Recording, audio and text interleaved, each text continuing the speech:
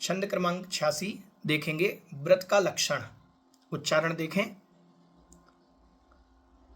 यदनिष्टम, यदनिष्टम, यदनिष्टम तद व्रतयेद्य,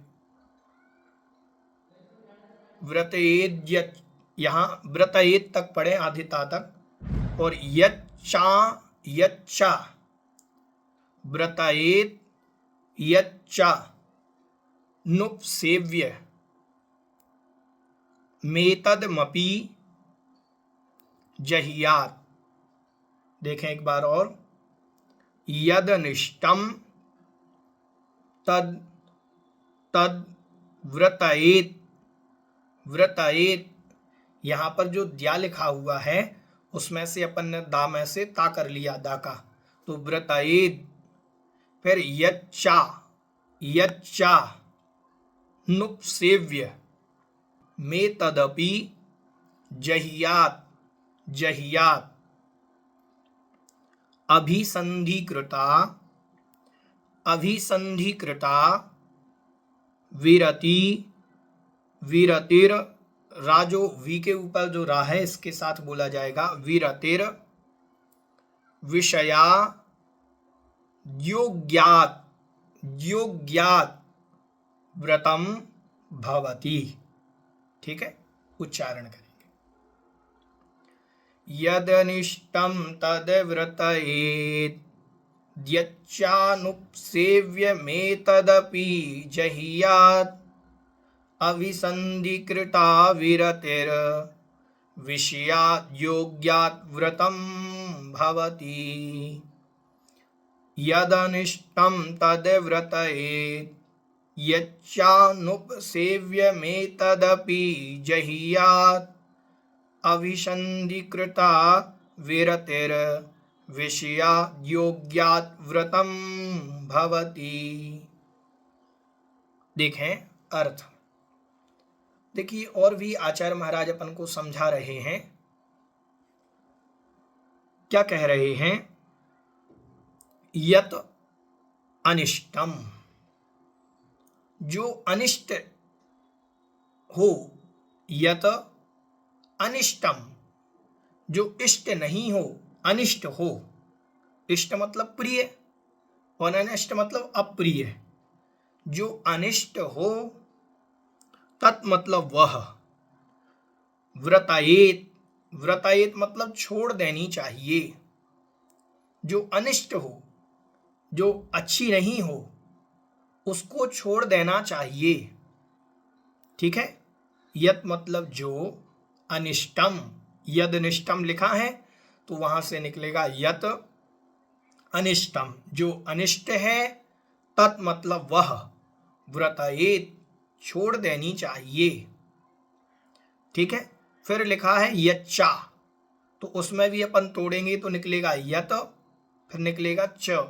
यत मतलब जो, चा मतलब और जो, अनुपसेव्यम, जो सेवन करने के योग्य नहीं है, जो सेवन करने के योग्य नहीं है।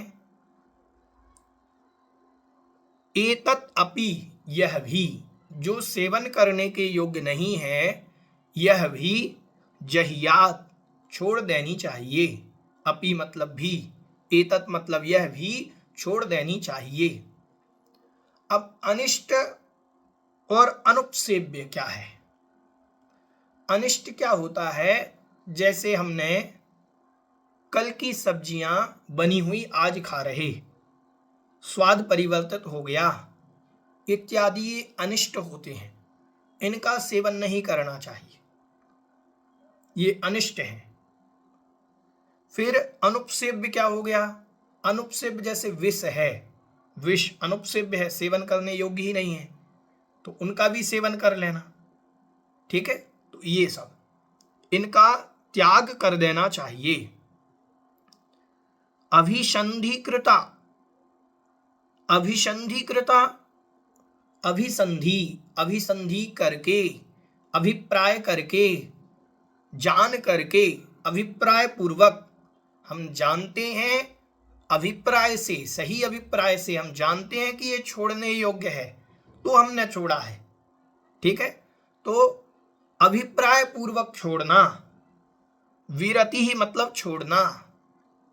ठीक है, अभिप्राय पूर्वक विरति ही मतलब छोड़ना। विषयात मतलब विषय से, पंचेंद्रिय विषयों से जो विरक्ति है या जो विषय हैं, रसना इंद्रिय के ले लीजिए, क्योंकि यहाँ भोगोपभोग की बात ज्यादा चल रही है, तो भोग की सामग्री का जैसे रसना इंद्रिय का विषय है, तो विषयात विरति ही अभिसंधिकृता, अभिप्राय पूर्वक विषयों से जो विरक्ति है, योग्यात, योग्यात विषयात, अब योग्य विषय, योग्य विषय मतलब जो छोड़ने योग्य है। ठीक है, जो छोड़ने योग्य वस्तु हैं उनको अभिप्राय पूर्वक छोड़ने से व्रतम भवति, वह व्रत कहलाता है। समझ में आया? अभिप्राय पूर्वक छोड़ने से क्या, देखो यहां कहीं पहले दो चीजें, जो अनिष्ट है उसको भी छोड़ना है, जो सेवन के योग्य नहीं है उसको भी छोड़ना है। ठीक है, आगे कहा कि अभिसंधिकृता विरति ही, अभिप्राय पूर्वक विरति होना। अब डॉक्टर ने कहा है कि आपको गैस बनती है बहुत ज्यादा, तो अब आप आलू नहीं खा सकते। बोले भैया जी अब हमने आलू का आजीवन त्याग कर दिया। अब किस लिए किया है? गैस बनती है उसको खाने से, इसीलिए त्याग किया है। नहीं, ये त्याग सही त्याग नहीं है। बोले हमारे बहुत ज्यादा पेट में प्रॉब्लम रहती है, गर्म पानी का जीवन भर डॉक्टर ने बोला है। हाँ, इसीलिए डॉक्टर ने बोला इसीलिए, इसलिए भैया जी हम तो गर्म पानी ही पीते हैं पूरे जीवन भर। नहीं, ये त्याग नहीं माना जाएगा।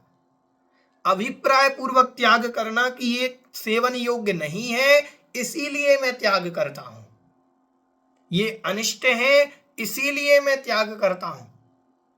अब डॉक्टर ने कह दिया कि आप बाजार का कुछ भी नहीं खा सकते, घर का शुद्ध भोजन उबला हुआ आपको करना है, इसके अलावा कोई भी भोजन आप नहीं कर सकते, बाजार का तो कुछ भी नहीं खा सकते। बोले भैया जी हमने बाजार का पूरा त्याग कर दिया है। अब पूरा त्याग क्यों किया है? क्योंकि डॉक्टर ने कहा है। अब डॉक्टर ने कहा सो त्याग है, ये धर्म नहीं है।